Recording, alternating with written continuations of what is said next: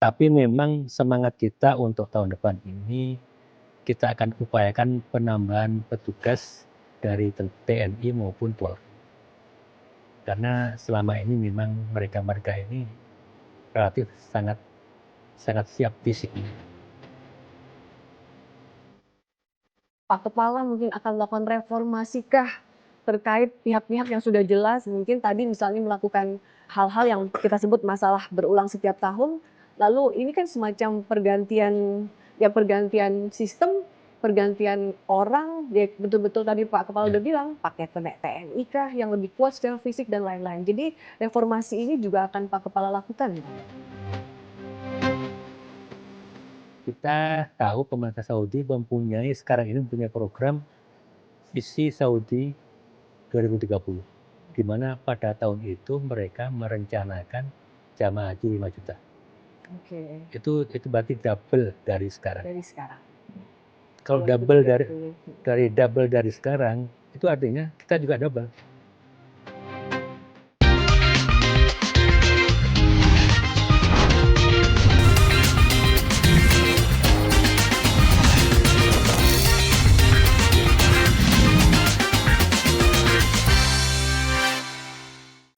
Kita sendiri lihat dulu jemaah kita di luar, di tenda, panas-panas.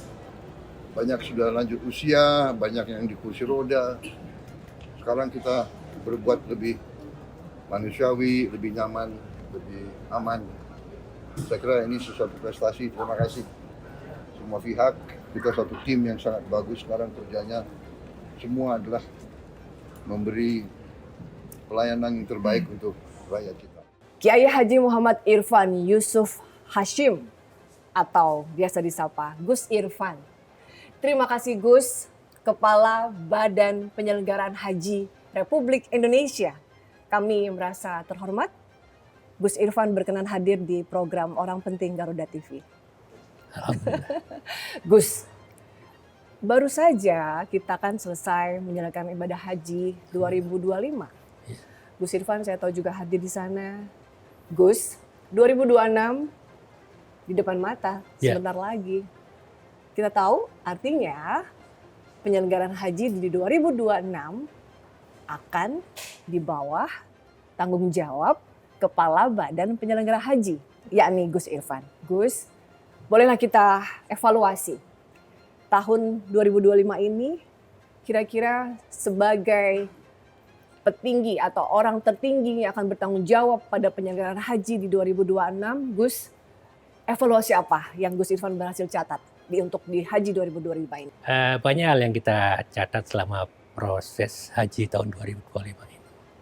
Dan ini terkonfirmasi dengan apa yang disampaikan oleh Kementerian Haji Arab Saudi. Pertama tentang data. Tidak sinkron data antara kita yang di Indonesia dengan data yang di Saudi, yang dipegang pemerintah Saudi. Data tidak sinkron. Sehingga itulah yang menyebabkan banyaknya terpencar-pencar suami istri, kemudian lansia dengan pendamping, dan banyak hal itu. Itu data yang pertama, data. Dan ini sebetulnya sudah kita ingatkan ketika sebulan sebelum proses haji, kita mengadakan raker, kita ngundang Kemenak, kita bicarakan hal-hal yang kemungkinan terjadi di haji tahun 2025 ini. Tapi mungkin karena tidak terlalu diperhatikan sehingga apa yang kita khawatirkan terjadilah. Kejadian. Itu yang pertama. Yang kedua tentu masalah logistik terutama makanan. Bagaimana makanan yang kita rencanakan itu layak dan memenuhi standar, ternyata di lapangan ya berbeda sama sekali dengan apa yang itu. Kemudian lagi terutama perpindahan dari hotel ke Arafah.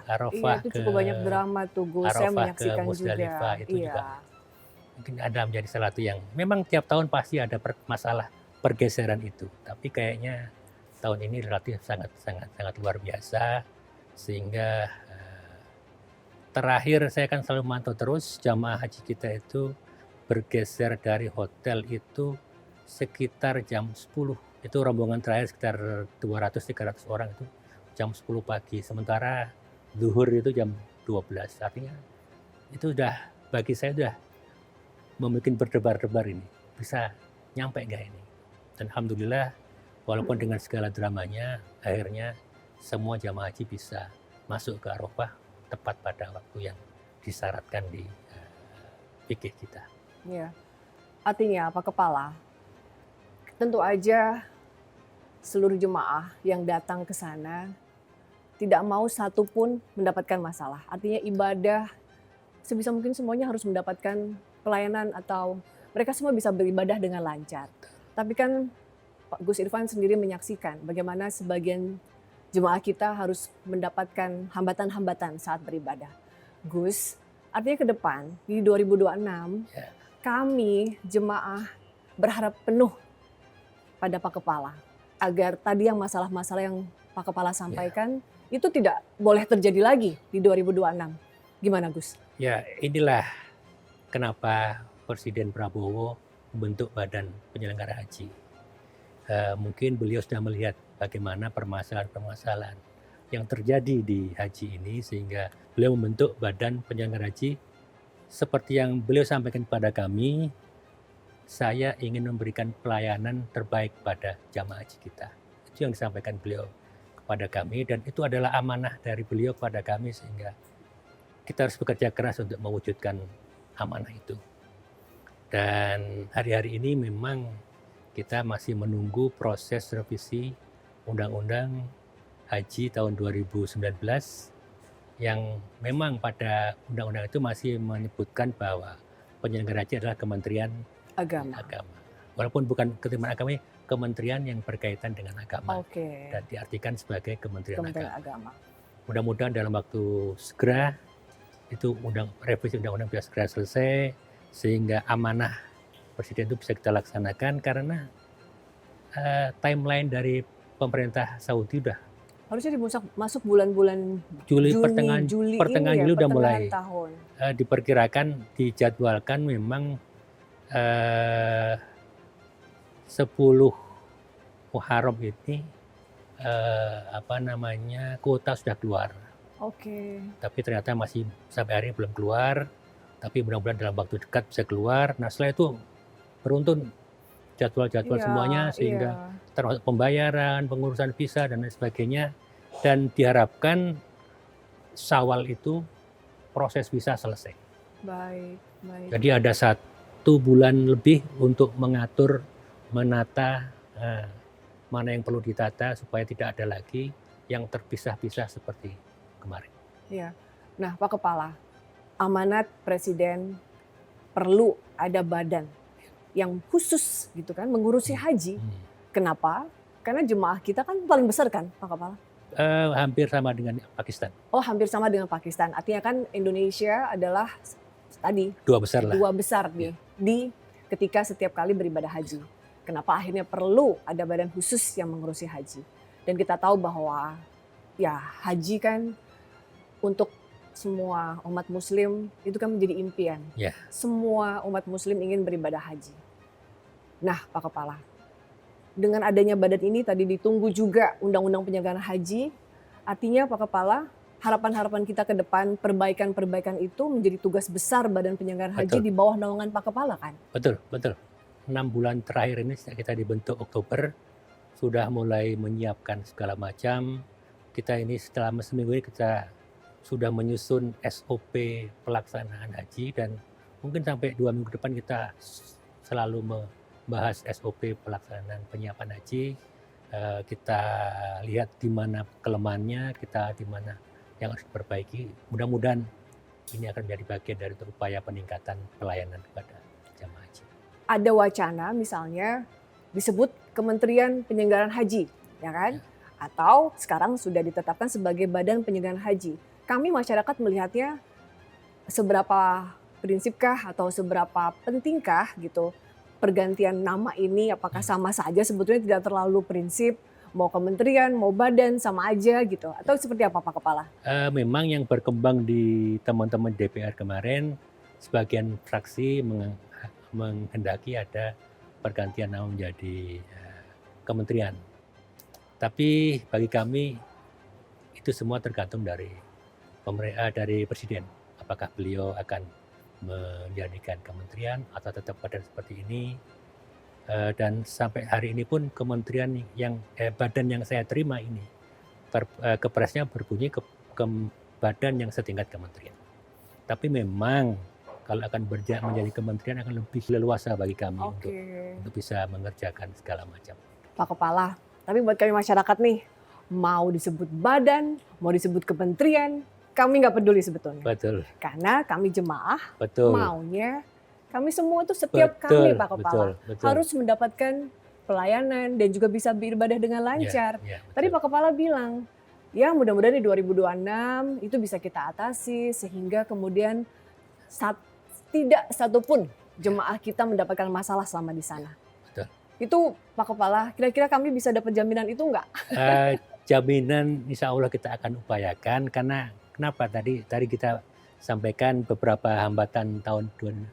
Salah satu hambatan itu adalah bahwa kita mendapatkan penginapan, kita mendapatkan catering. Itu sebagian itu tidak langsung ke owner. Kita melalui pihak kedua, ketiga, dan sebagainya. Itu yang menjadikan kita tidak bisa mendapatkan harga yang bagus. Baik. Kita tidak bisa mendapatkan lokasi yang bagus, dan terutama lagi karena memang tahun kemarin itu memang kita agak terlambat. Dalam bookingnya. Baik. Karena menunggu panja dari DPR yang memang jadwalnya waktu itu memang Desember, sehingga ketika kita masuk akhir Desember baru memulai action, itu relatif terlambat. Dan itu kita sadari, dan teman-teman DPR sepertinya sudah memberikan peluang untuk melakukan pekerjaan atau memulai actionnya lebih awal. Itu yang pertama. Yang kedua juga kita berharap diberi wewenang untuk bisa melakukan semua kontrak-kontrak itu multi year. Nah, toh juga tiap tahun kok. Iya, kan? Iya. Selama ini kan tiap tahun kita selalu ada kasbiah. Kasbiah itu kita mengirim orang, katakan ada 100 orang, memeriksa catering, memeriksa hotel dan sebagainya, itu tiap tahun. Dan itu biaya. Dan kita juga tidak terlalu efektif karena hotel yang kita periksa waktu itu lagi kosong karena memang nggak dipakai selama di luar musim haji. Karena itu kita berharap hotel multi years, catering multi years, dengan catatan jika tahun ini nggak beres ya multi years-nya nggak berlaku lah. Itu seperti itu. Iya, artinya dari beberapa tadi yang masalah selama penyelenggaraan haji selama di sana yang Pak Kepala sampaikan, sebenarnya memang cukup kompleks ya Pak Kepala. Nah tadi saya sampaikan, kami melihat lagi-lagi nih dari kacamata masyarakat, jamaah kami ini calon-calon jemaah 200.000 lebih kan Pak Kepala yang setiap tahun 221.000. 200 secara detail 221.000 setiap tahun. Sementara Pak Kepala masih ada hampir 5 juta ya Pak Kepala? 5 juta lebih, 5 juta setengah lah. Yang antri kan. Nah, yang ditunggu adalah gimana sih Pak Kepala? Tadi masih menunggu, kita nggak ada masalah, tapi juga jutaan ini yang antri Pak Kepala untuk bisa pergi haji.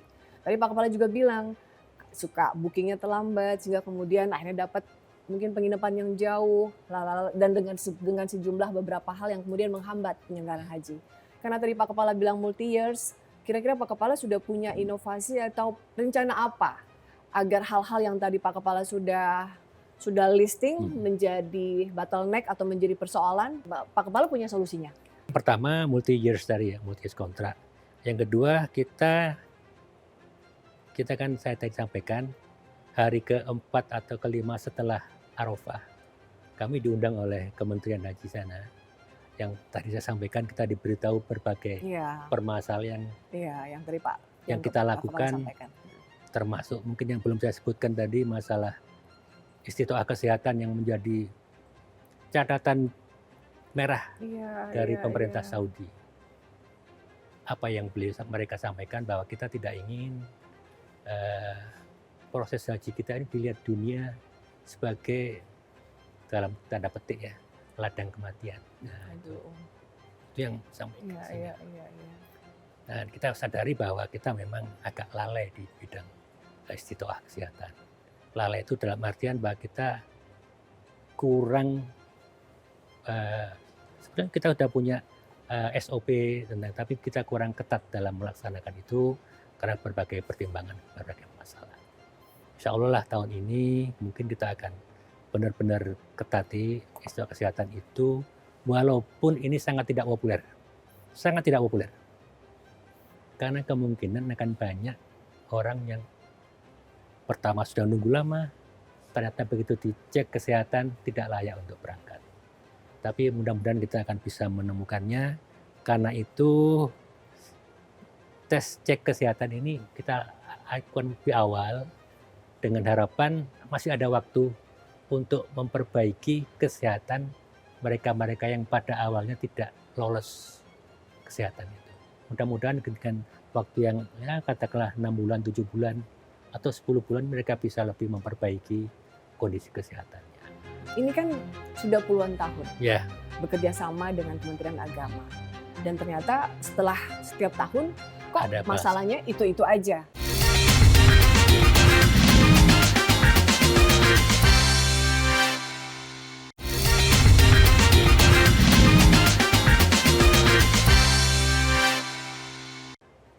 Iya Pak Kepala, saya saja yang bukan kepala penyelenggaraan haji juga terasa ya ini menjadi emosional ya Ya. Pak Kepala.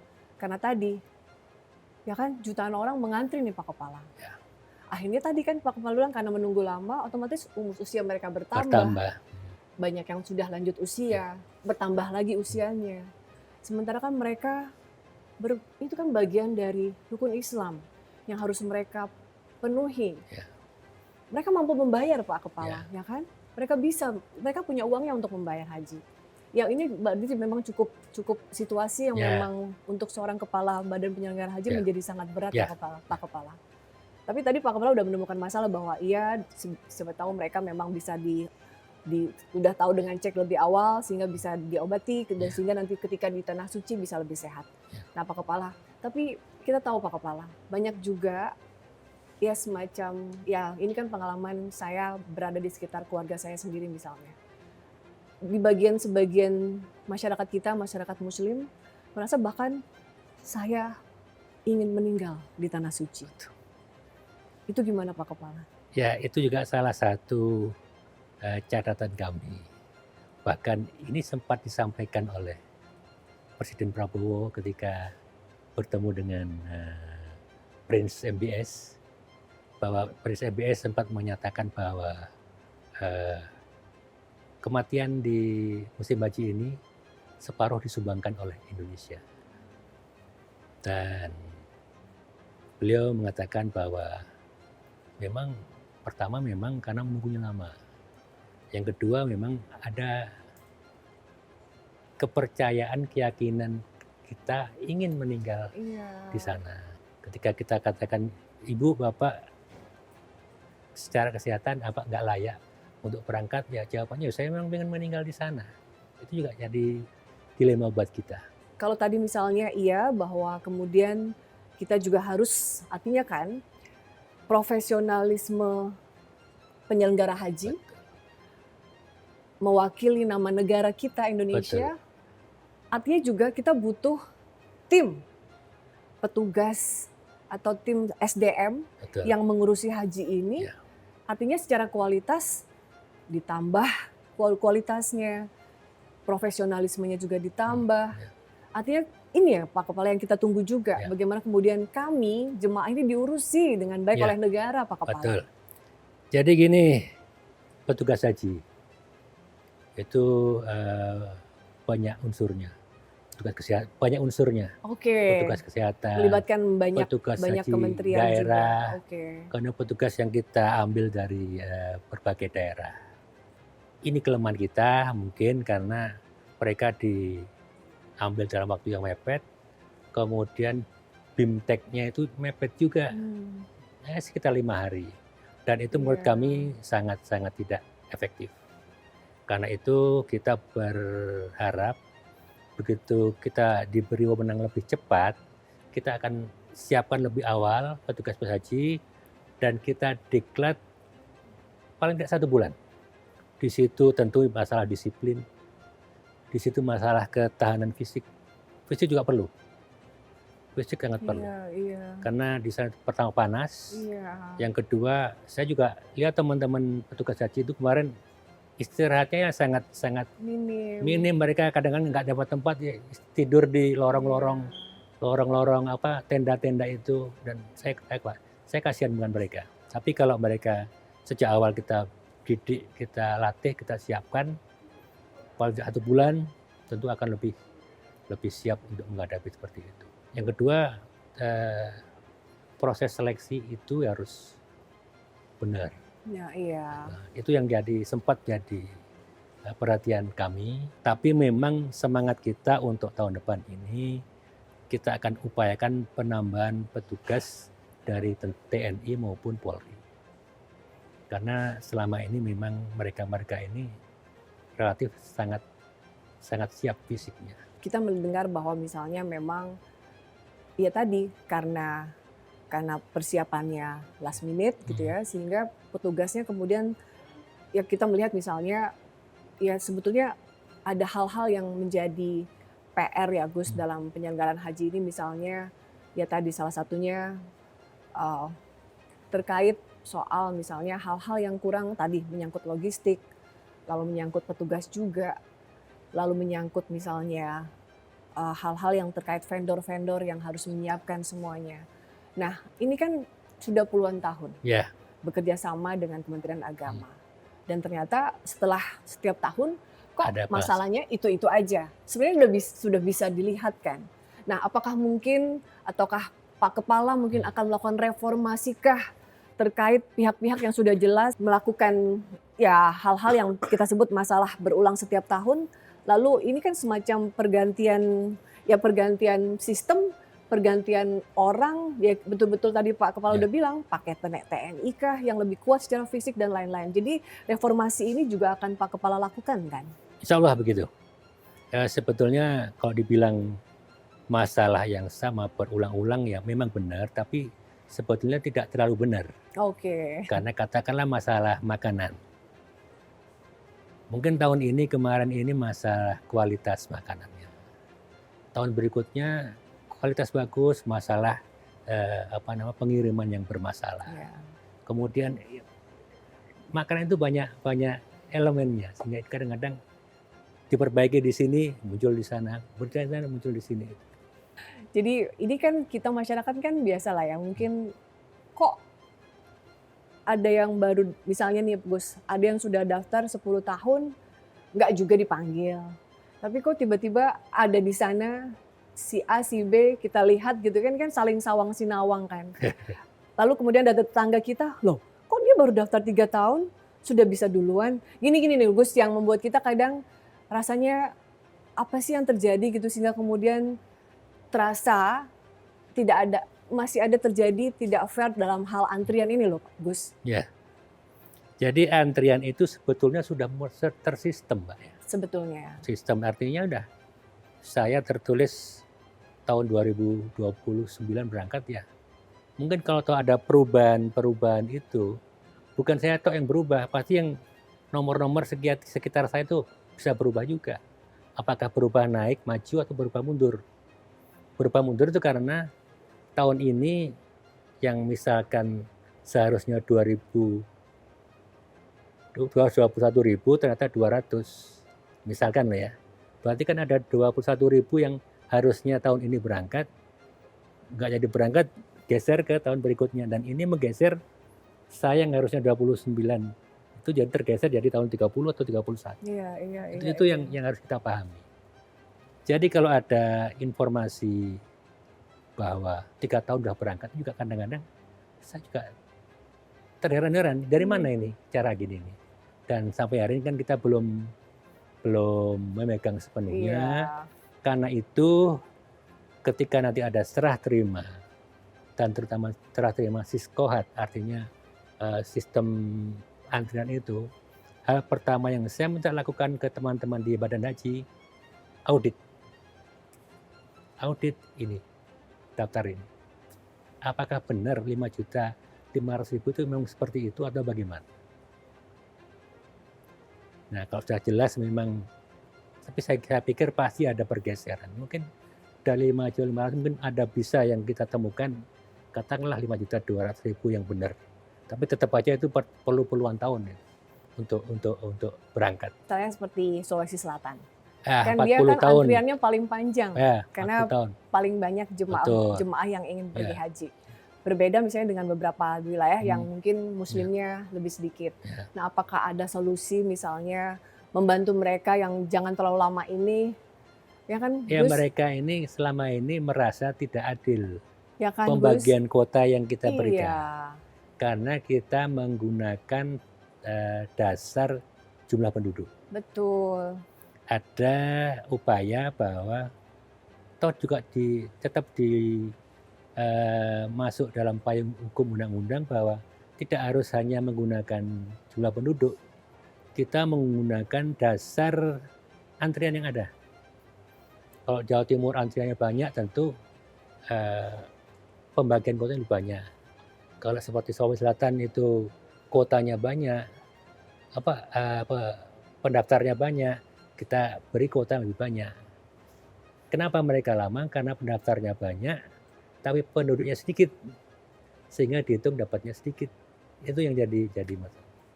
Jadi kalau misalkan digunakan dasar jumlah pendaftar di suatu daerah, tentu akan berbeda.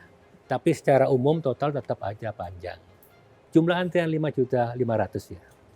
Hari ini berangkat 221 tahun ini. Iya. Tapi tahun ini pula pendaftaran bertambah 300. Lebih banyak juga yang mendaftar. Jadi, lebih banyak. Angka itu tidak akan pernah berkurang. Iya. Malah bertambah terus setiap tahun. Presiden mengapresiasi itu. Tapi minta diturunkan lagi. Ada pertanyaan.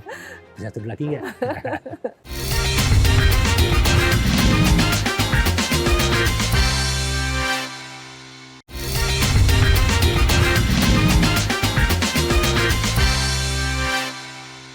Nah, lalu Pak Kepala, kami juga lagi-lagi nih, ya soal bahwa ya kita berdasarkan beberapa kejadian misalnya, kami melihat artinya dengan situasi yang antri panjang, banyak juga beruntung banget ya yang punya, istilahnya Pak Kepala, beruntung ya kalau punya orang dalam, beruntung ya kalau ada privilege yang membuat akhirnya misalnya bisa mendapatkan tidak harus antri, mendapatkan fasilitas lebih karena punya privilege tadi. Itu gimana Pak Kepala, bagaimana kemudian bisa mereformasi ini gitu? Karena memang faktanya kita mendengar cerita-cerita ini masih terjadi, Pak Kepala.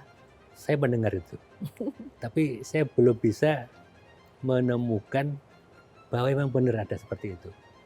Mungkin karena saya masih belum in charge di dalam ya. Iya. Mungkin kalau saya in charge dalam, saya akan bisa melihat, oh memang benar ini berita seperti itu. Tapi saya ini orang yang sangat percaya dengan sistem yang ada, sehingga seharusnya nggak ada seperti itu. Kalau memang saya hari ini melompat, tentu yang barisan bareng saya ini akan melompat semua. Gitu. Paling nggak di atas saya itu kan melompat. Gak mungkin saya melompat sendirian melompati banyak orang. Itu yang menjadi keyakinannya seperti itu. Tapi memang berbicara tentang antrian, itu semua pasti tergantung juga berapa kuota yang diberikan oleh pemerintah kerajaan Saudi.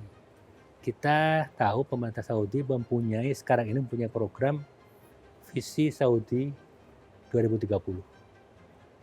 Di mana pada tahun itu mereka merencanakan jamaah haji 5 juta. Oke. Itu berarti double dari sekarang. Dari sekarang. Kalau double dari sekarang, itu artinya kita juga double. Kemungkinan seperti itu. Dan kita harus menyiapkan diri untuk itu. Menyiapkan diri dalam artian, siapkah kita dengan 500.000? ya kan dengan 450.000 Iya, orang. 450.000 orang. Karena dengan 221.000 aja banyak sekali masalahnya. Masalah. Apalagi dengan Iya. 442.000. Tentu akan banyak hal yang harus kita. Karena itu tim kita, saya wanti-wanti, pastikan 221.000 ini kita bisa melayani dengan baik. Sehingga kalau tiba-tiba ada tambahan itu, kita nggak akan kelabakan. Ya karena artinya semua persiapannya jadi double kan Pak Betul. Kepala, ya kan? Nah Pak Kepala melihat ini ya, oke misalnya, tapi kami ingin semacam, ya Pak Kepala kira-kira memberikan janji nggak kepada kami misalnya hal-hal yang tadi, Pak Kepala ketika nanti masuk, masalah-masalah itu Pak Kepala akan tuntaskan? Gini, jujur saya ini kadang-kadang ketika dipanggil oleh Presiden pertama kali untuk memegang ini, di benak saya ini, saya udah dengar haji itu ada gini. Iya, yang tadi saya sampaikan semuanya Pak Kepala tahu ya. Gitu masuk, saya ternyata benar. Benar. Di mana di situ banyak, kalau adinda saya, wakil kepala badan itu mengistilahkan itu kartel-kartel yang berkuasa di sana itu memang ada. Dan itulah salah tugas kita. Ketika kita laporkan ke Presiden, udah babat aja kata Presiden. Pak Presiden langsung tegas ya, Iya, babat. Beliau kan bereskan. Tentara, babat aja lah gitu. Nah berarti ini memang tugas Pak Kepala ya. Untuk babat ini kan juga perlu senjata.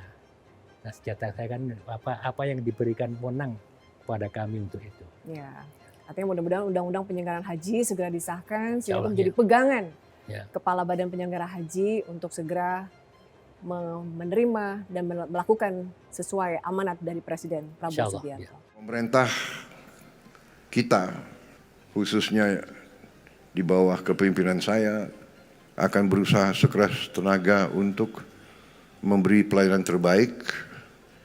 Juga kita berjuang keras untuk menurunkan biaya haji semurah-murah yang kita mampu. Alhamdulillah kita bisa turunkan biaya haji 4 juta yang sudah dirasakan oleh jamaah haji tahun ini. 203.000. Tapi 4 juta saya minta dikurangi lagi. Saya belum puas. Kita harus yang termurah yang bisa kita capai. Kalau bisa lebih murah dari Malaysia. Nah lalu Pak Kepala, ke depannya gitu ya, Pak Kepala sudah tahu masalahnya apa dan ke depan kita ingin memperbaiki. Kedepannya artinya soal biaya haji tadi yang Pak Kepala sampaikan, kan kita sudah antri, kita sudah membayar DP sebesar 25 juta setiap jemaah. Dan ke depan mungkinkah Pak Kepala, tadi yang Pak Kepala sampaikan, karena sudah menunggu lama, apakah BPKH yang saat ini mengelola dana masyarakat yang ikut dalam antrian ini juga akan terus memberikan tadi soal subsidi, artinya kemanfaatan dari dana yang mereka simpan dalam BPKH ini akan menjadi lebih baik ke depannya, Pak Kepala? Angka 25 juta itu per jemaah, per calon jemaah. Itu kemudian kalau ditanyakan dengan biaya total, ini juga salah satu permintaan dari Presiden. Bisa nggak diturunkan? Iya Pak, Presiden selalu bilang turunkan. Tahun kemarin itu kita menurunkan 4 juta. Iya. Dan itu nggak gampang Pak. Saya harus berdebat dengan teman-teman itu cukup lama untuk bisa menurunkan itu. Dan ketika sudah bisa turun 4 juta, Presiden mengapresiasi itu. Tapi lagi. Ada pertanyaan, bisa turun lagi nggak? Bagi kami itu bukan pertanyaan Mbak, itu perintah. Jadi ya kami itu memutar otak mana sih pos-pos yang bisa kita kurangi. Salah satu pos terbesar untuk pengeluaran jamaah haji itu adalah pos penerbangan. Penerbangan itu rata-rata sekitar 33 juta. Itu berarti hampir 40% dari keseluruhan biaya. Kita memutar otak bagaimana penerbangan bisa berkurang. Kalau bisa berkurang, tentu akan sangat signifikan dalam pengurangan biaya haji. Kita berpikir, bisa nggak kita mengurangi masa tinggal? Betul. Masa tinggal kita 41 hari. antara itu. Walaupun sebetulnya kalau kita cek ada beberapa daerah yang tahun ini 39 hari. Berarti bisa dipersingkat, Pak Kepala? Harapan kita seperti itu, tapi ternyata mempersingkat itu nggak mudah. Tidak mudah juga ya. Diperlukan koordinasi dengan maskapai penerbangan. Karena disitulah kuncinya. Kunci dari bisa mengurangi itu. Tapi insya Allah kita bisa akan mencoba. Paling nggak setahun ini kita kurangi, syukur 5 hari ya. Tapi paling nggak 1-2 hari kita kurangi. Kemudian tahun depan kita kurangi. Sehingga saya kira mudah-mudahan pada saatnya nanti bisa paling minimal 30 hari lah. Tapi tentu nggak akan bisa dalam waktu setahun 2 tahun ini. Pasti akan ada bertahap-bertahap. Tapi itu akan kita upayakan dalam rangka untuk mengurangi biaya dan sekaligus mengurangi waktu yang mungkin terlalu lama buat sebagian orang. Haji itu kan sebenarnya cukup 5 hari. Ibadah pokoknya ya, ibadah wajib ya, ya. Pak Kepala. Artinya yang lain bisa sunnah kan. Ya. Tidak harus juga artinya tidak perlu berlama-lama di sana juga lebih baik ya.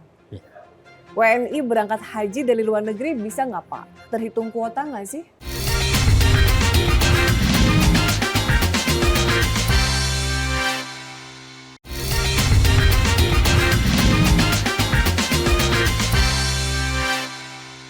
Gus, ini kemarin kami Garuda TV menanyakan kepada netizen. Karena kami bilang bahwa kita akan wawancara dengan Kepala Badan Penyelenggara Haji. Lalu ini ada beberapa pertanyaan dari mereka. Gus, saya sampaikan pertanyaan pertama ya. Ini dari Adeline TPM. Pak, Arab Saudi itu sudah mendukung rencana kampung haji permanen Indonesia. Konsepnya seperti apa sih Pak, kampung haji itu? Sebetulnya secara prinsip memang sudah kita sampaikan ke Prince MBS waktu Pak Prabowo ketemu mereka. Walaupun secara rinci belum ada lokasi ke mana, tapi ini yang ada yang pernah disampaikan Pak Presiden. Beliau berharap kampung haji ini bisa menampung seluruh jamaah haji kita di Mekah, sekitar Mekah lah. Iya, jadi kita udah punya kampung yang permanen, tidak harus lagi booking setiap tahun. Di situ nanti ada rumah sakit, ada dapur, dan juga ada kios-kios toko-toko untuk UMKM kita. Sehingga semuanya one stop service lah. Tapi kita sadar bahwa tidak gampang untuk mendapatkan lokasi area yang seperti itu. Kita masih menunggu kepastian dari pemerintah Arab Saudi. Kita mendapatkan lokasi yang mana, dan bagi yang disampaikan Presiden malah lebih realistis. Beliau mungkin agak jauh 10-15 kilo, tapi akan kita sambung dengan kereta layang. Itu yang disampaikan. Tapi tentu nggak akan semudah kita bicara, tentu akan banyak hal yang harus.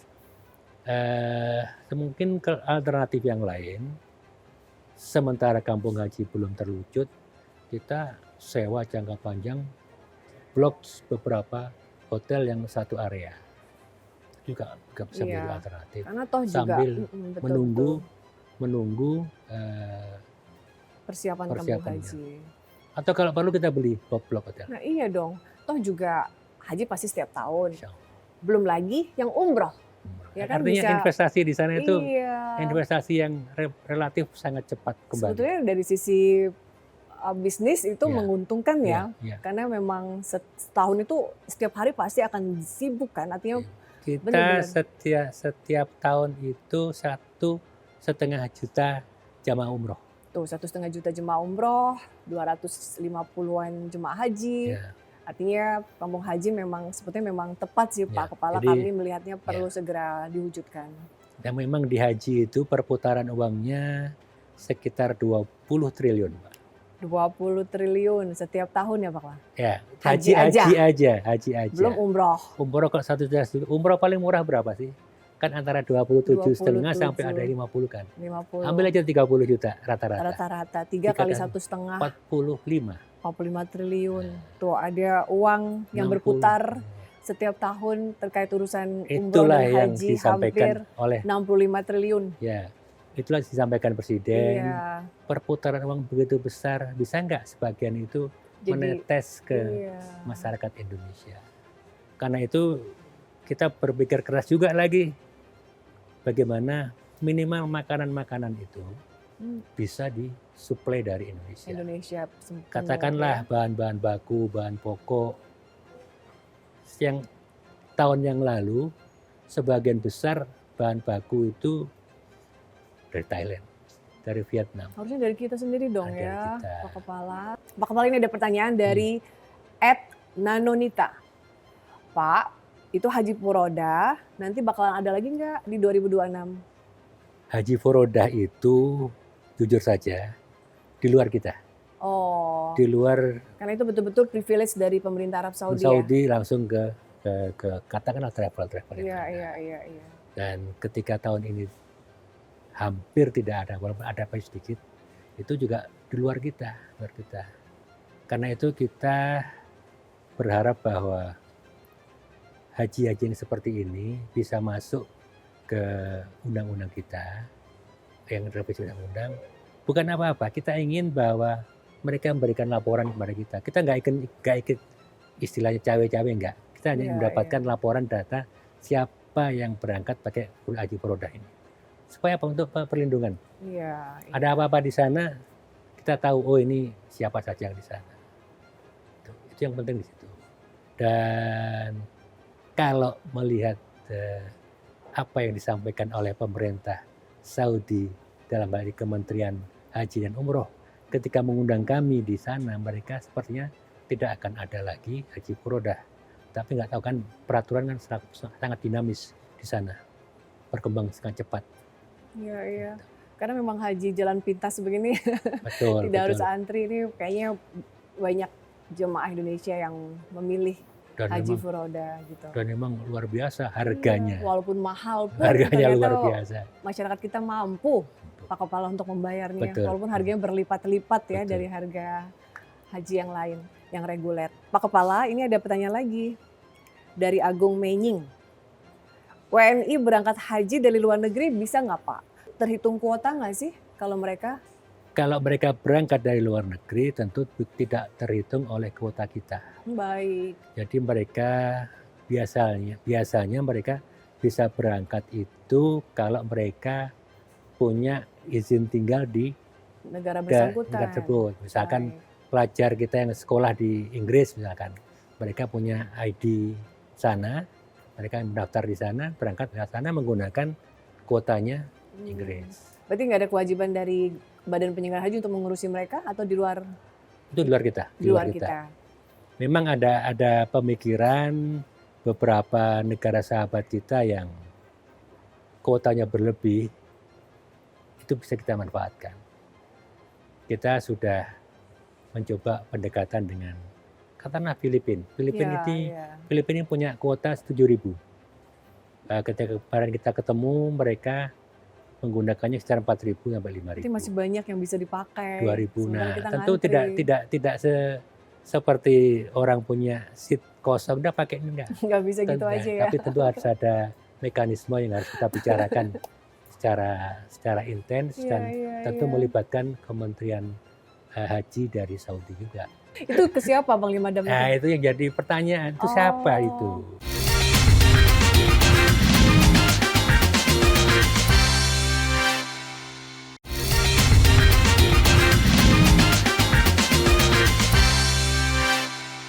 Pak Kepala, memang iya tadi saya berkali-kali membawa pesan para jemaah ya. Tapi juga kita harus akui juga ada juga jemaah-jemaah kita yang melakukan pelanggaran gitu kan. Artinya terkait mereka harus membayar dam terkait hal ini. Nah, Pak Kepala, bagaimana kemudian Pak Kepala juga ya berurusan dengan harus menangani ya, mengatasi jemaah-jemaah kita yang melakukan pelanggaran dan terkait dam ini seperti apa Pak Kepala? Dam ini adalah salah satu topik yang ditanyakan oleh Kementerian Haji Arab Saudi. Ketika satu hari menjelang hari Arafah, kami diundang ke kantor Kementerian Haji. Kami ini saya, Wakil Menteri Agama dan Wakil Menteri Agama. tentang dam ini. Dam ini mereka nanyakan gimana dam? Waktu itu Menteri Agama menanyakan bahwa dam ada yang dibayarkan di Indonesia oleh Basnas waktu itu sekitar 14 atau 15 miliar. Banyak juga ya Pak Kepala. Itu artinya 8.000 orang. Oh, menghitungnya begitu ya Pak Kepala ya? Dam itu adalah denda Iya. yang harus dibayar ketika seperti tadi Iya, melakukan kesalahan. pelanggaran. Termasuk harus dibayar ketika menggunakan haji tamattu. Baik. Dan mayoritas jamaah kita memilih haji tamattu. Artinya kalau 221 orang ini, katakanlah 90% menggunakan haji tamattu, artinya paling tidak 200.000 ekor kambing yang harus dibayarkan untuk dam ini. Dan pemerintah Saudi memang sangat concern sini karena mereka melihat dalam tanda petik ketidakberesan pelaksanaan dam selama ini. Jamaah membayar ke istilah kita ada pangdam, Pangdam. panglima dam. Panglima Dam. Itu ke siapa Panglima Dam Nah, itu? itu yang jadi pertanyaan, itu siapa Oh. itu? Karena itu tahun ini pemerintah Saudi ketat. Pasar-pasar hewan gelap ditutup, Baik. diawasi by drone. Penjagalan-penjagalan yang gelap ditutup, diawasi. Karena itu sehari menjelang Arafah, mereka nanya, gimana damnya? Pak Menteri Agama mengatakan sekitar 8.000, hampir 9.000. Kemudian yang di pemerintah Saudi yang dibayar di sana, yang resmi dan diperbolehkan menerima pembayaran dam di Saudi adalah Ad-Dahi, semacam BUMN di sana. Oke. Di sana sekitar 1.000. Duh, artinya kan nggak sampai 10.000. Iya. Sementara yang 200.000 kemana? Kemana? Itu yang nggak jelas.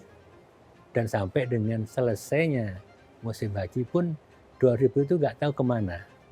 Tapi yang pasti jamaah kita pasti sudah membayar. Karena itu menjadi salah satu persyaratan sah atau tidaknya proses haji mereka.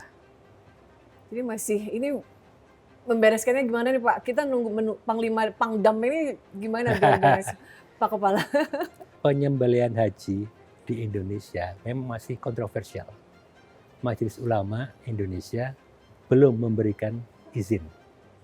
Karena bagi beliau mereka sudah mengeluarkan fatwa bahwa dam itu harus dilakukan di Mekah Iya. dan dibagikan di sana. Tapi kemarin Kementerian Agama dan PAU sudah memulai dengan memberikan peluang Basnas untuk melakukan itu pun menjadi Masih perdebatan. Perdebatan ya, masih pro kontra ya. Nah, kita masih menunggu itu. Mudah-mudahan akan ada kejelasan. Boleh nggak kita? Kalau dam itu boleh diselenggarakan di Indonesia, kita bayangkan Mbak, 200.000 ekor kambing. Iya. Itu akan menggerakkan ekonomi para juga. petani kambing. Kemudian dagingnya Yang menerima juga bisa mendapatkan memberikan berkah. penambahan gizi. Iya. Ya, tapi lagi-lagi kita tetap tidak berani melangkai fatwa dari MUI. Kepala Badan Penyelenggaraan Haji, Gus Irfan, kami mewakili masyarakat saya, tentu aja kami berharap banyak Ya. pada Bapak Kepala Badan Penyelenggara Haji agar di tahun 2026 atau dan berikutnya penyelenggaraan haji ini bisa lebih baik. Dan tadi yang seperti kami senang banget mendengarnya bahwa Presiden concern bahwa penyelenggaraan haji harus direformasi, termasuk tadi kartel-kartel harus dihabisin, dibabat. Dan kami juga berharap bahwa tidak ada lagi masalah-masalah atau karena setiap jemaah Indonesia yang sedang beribadah haji di tanah suci tentunya ingin beribadah dengan lancar. Kita tahu juga banyak juga masyarakat yang ketika mereka bicara bahwa kalau sudah di tanah suci mereka ikhlas, termasuk ikhlas kalau mendapatkan masalah. Tapi kan itu nggak berarti lalu jadi disclaimer bahwa kemudian negara dan petugas haji bisa mungkin menelantarkan mereka gitu. Jadi Pak Kepala, terima kasih sudah berbagi bersama program Orang Penting Garuda TV. Tentu aja ke depan kami tentu menunggu dan terus memantau agar penyelenggaraan haji di tahun 2026 ke depan berjalan dengan baik. Terima kasih Garuda TV.